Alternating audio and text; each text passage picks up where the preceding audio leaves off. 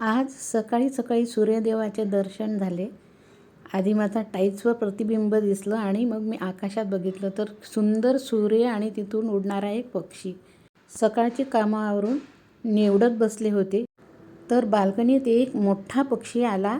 मला तर खरं तर आधी भीतीच वाटली, कारण एवढा मोठा पक्षी मी पहिल्यांदा बघत आहे आणि तेही इतक्या जवळून. तुम्हाला जर या पक्ष्याचं नाव माहिती असेल तर मला नक्की सांगा. हा पक्षी दोन्ही बेडरूममध्ये बघत होता, या बेडरूममध्ये आणि त्या बेडरूममध्ये. मला भीती वाटली आणि मी दार लावलं तर तो उडून गेला. खरं तर तिथे पक्ष्यांसाठी पाणी ठेवलेलं आहे. कावळे तर नेहमीच येऊन पाणी पितात आणि कावळ्यांची भीतीसुद्धा वाटत नाही, कारण ते सुद्धा आपण त्यांच्या जवळ गेलं तरी ते उडत नाही. रोज संध्याकाळी 5:30-6 वाजले की कावळा तिथे येतो आणि आवाज देऊन देऊन हिला पोळी मागतो. आणि तुम्हाला गंमत माहिती आहे का? पोळी जर कडक असेल ना तर हे कावळे पोळी पाण्यात भिजवून खातात. 2 मिनिट भिजवतात नंतर खातात.